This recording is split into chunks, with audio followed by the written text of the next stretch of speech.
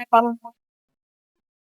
আপনাদেরকে আমরা একটা কথা ইনফরমেশন বলে জানাই, বাংলাদেশে নির্বাচন আসবে, নির্বাচন যাবে, এটা তো একটা গণতান্ত্রিক প্রক্রিয়া। যদি নির্বাচন একটা গণতান্ত্রিক প্রক্রিয়া হয়, তাহলে সবথেকে গণতান্ত্রিক প্রক্রিয়া হচ্ছে কাউকে হত্যা করলে তার বিচার নিশ্চিত করা। রাষ্ট্রকে আমরা এখন পর্যন্ত হাদি হত্যার বিচারের দাবিতে তাদের যে আগ্রহ সেটা আমরা দেখতে পাচ্ছি না। এমনকি আমরা প্রতিবাদ জানালে আমাদেরকে বিভিন্ন মাধ্যম থেকে হত্যার হুমকি সহ নানা ধরনের আমাদেরকে বাধাগ্রস্ত করা হচ্ছে আমাদের কর্মসূচিতে। আমরা রাষ্ট্রকে বললে সে সেই ব্যাপারে কোনো ধরনের পদক্ষেপ নিচ্ছে না, যার কারণে আজকে আমরা রাষ্ট্র যে আমাদেরকে কথা বলতে দিচ্ছে না, রাজনৈতিক দলগুলো যে আমাদেরকে প্রত্যেকটা জায়গায় বাধাগ্রস্ত করছে, আমাদের মুখ বন্ধ করার চেষ্টা করছে, তার প্রতিবাদে পালন করছে।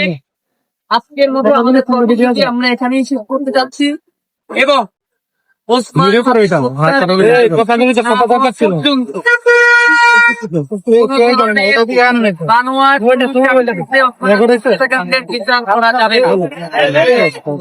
তদন্ত সাপেক্ষে ওসমান হাদির হত্যার বিচার নিশ্চিত না করা পর্যন্ত রাজপথে আমাদের বিভিন্ন ধরনের কর্মসূচি চলবে এবং ইনসাফের লড়াই এবং এই আজাদির লড়াইকে শুধুমাত্র মুখ বন্ধ রেখে তাকে বন্ধ করা যায় না।